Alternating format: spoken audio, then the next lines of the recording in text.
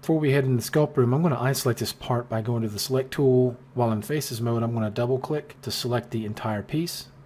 What I'll do now is I'll hide this part and then invert hidden so only this part is visible. Let's go to Edges mode. I want to select some edges in order to apply beveling. That way we have a little bit of hard edge support before we go into the Sculpt room. So let's go ahead and bevel that.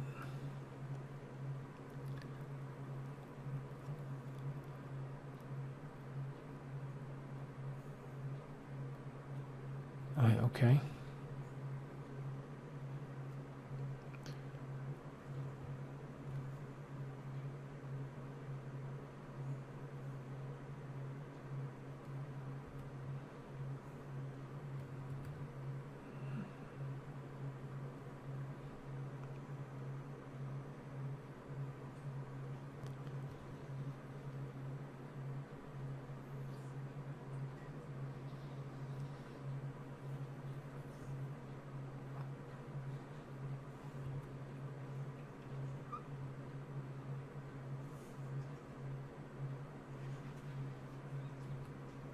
Switch to vertices mode, and I'm going to select these vertices to scale them in.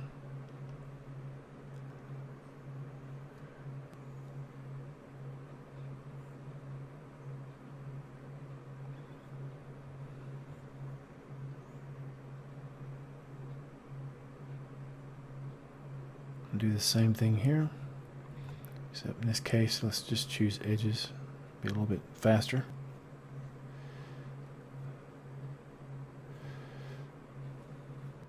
Alright, I think we've tweaked enough. We'll go with what we've got and we'll see how it works. So head over into the Sculpt room, hit spacebar, and in the Object section, import, pick from Retopo, and click Apply. I'll hit the Enter key, which will temporarily voxelize the object and put it right back in surface mode. Let's try 5 million. And just as with Photoshop images, as long as you start with a large document or large resolution, you can always work your way down without losing any real detail. But you do want to be a bit careful.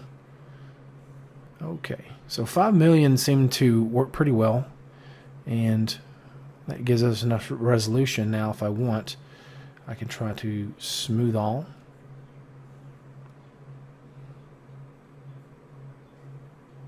So I'll turn wireframe off. Let's just add a couple things here. I'm going to create a child layer, just a blank one. And in the object section, this very first icon for primitives, I may want to create a button. So let's use a cylinder. And I'm going to choose click to place and also scale to brush radius. So if I don't click that, then I don't see those additional options. When I click to place, I can have 3D Coat scale using my brush radius. And then also I can use the brush normal direction to place it as well. So it's kind of a quick line tool. Yeah, we'll just put it in the upper left corner here. Scale it down. Move it in. So I want to uncheck that for the moment. Scale the radius out. Now, the first thing I want to do is actually I want to cut out an opening to place this button inside. So I need to select this chest layer and also want to subtract. The other option is when I hit apply, if I hold down the control key, it's going to subtract. Alright, so let's go ahead and do that. Subtract, and let's hit apply. So let's just step out for a second and view the result. Let's push that in a little bit more and then hit apply. Okay, let's select the child layer where we're going to place our button.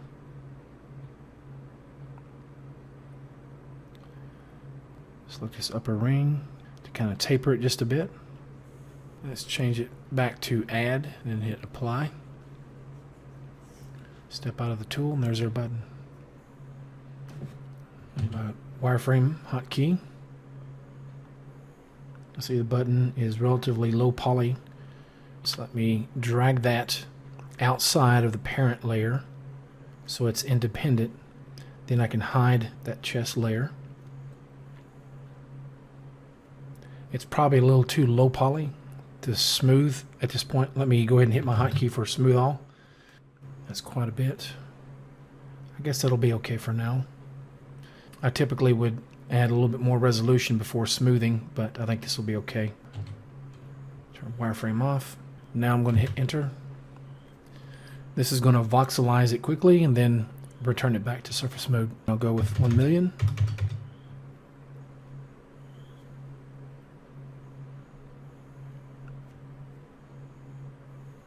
So I'll switch that to voxel mode. With my space bar, smooth all. I have a hotkey for it. Now, what I'm going to do is apply radial symmetry to apply these ridges around the side, but I think I'm going to go ahead and add some extra detail here before I apply the ridges. So what I want to do is go into orthographic view, kind of go to a side view, and I'm going to utilize my 2D grid. You can assign hotkeys to it if you like to turn it on and turn it off. And I'm going to use the pose tool, and it really is kind of an advanced transform tool. It probably should be renamed to something like pose transform or something. I can right click on that little dot to bring up the 2D gizmo, and this will allow me to push the 2D grid along a specific axis, or left mouse click and drag. I can freeform drag it in space. Let's scale it in just a bit.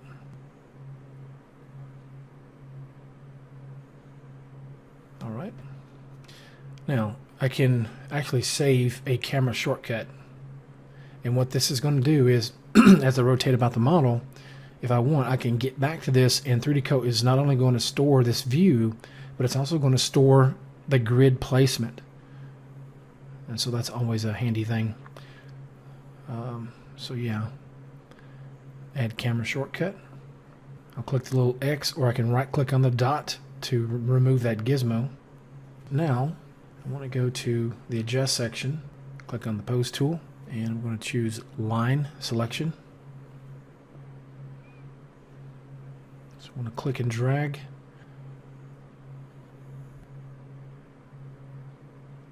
I'll clear the selection. I want to create an indentation here. So let's choose ring.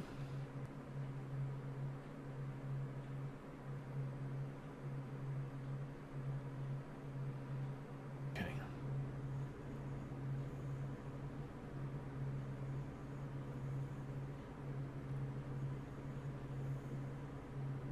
So let's clear the selection.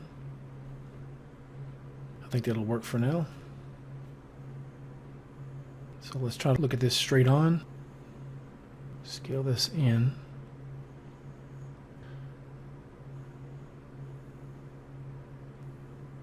So let's go ahead and add camera shortcut, and I'll right click to remove the gizmo, and I can turn my 2D grid snapping on. So I'm going to turn symmetry on by hitting the S key, and then I'm going to switch to radial symmetry. Axis type, I'm going to choose general case, because this allows me to set the center point for the radial symmetry in an arbitrary fashion. It's not based on world coordinates. With this general case, I have a pick point. So I'm going to pick, and then I'm going to click right on that point. So I'm going to change my radial order to something like 32. And now let's go back to our previous camera shortcut. And you can use your arrow keys here, so I'll start using these from now on. So control left. Let's try the Extrude Tool, and we'll just use something like this vertical line draw mode. I'm going to adjust my depth value. I'll just click the first point and the last point. That looks pretty good, but it's probably a little bit too deep. So I'll just undo. Let's bring it down to about 30 or so. Reducing my brush size.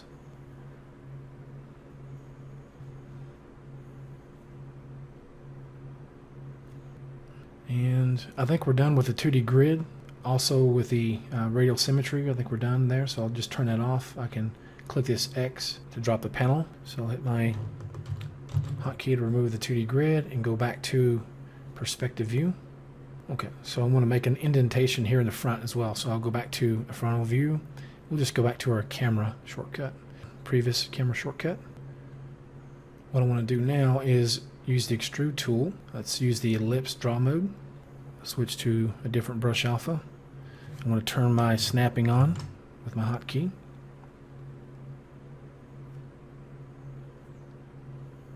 So I'll go with a softer brush alpha, and this time I want to make a soft indent. I could use the pose tool to do that if I want, but in this case I'll just go ahead and use a brush. Let's use build, and I'll try this as well. Turn my snapping on.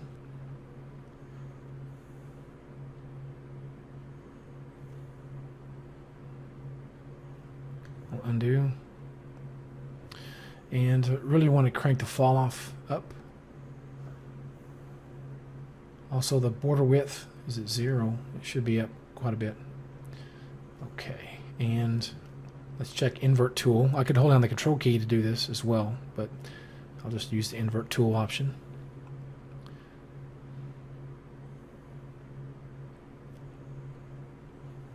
Okay, and let's try airbrush.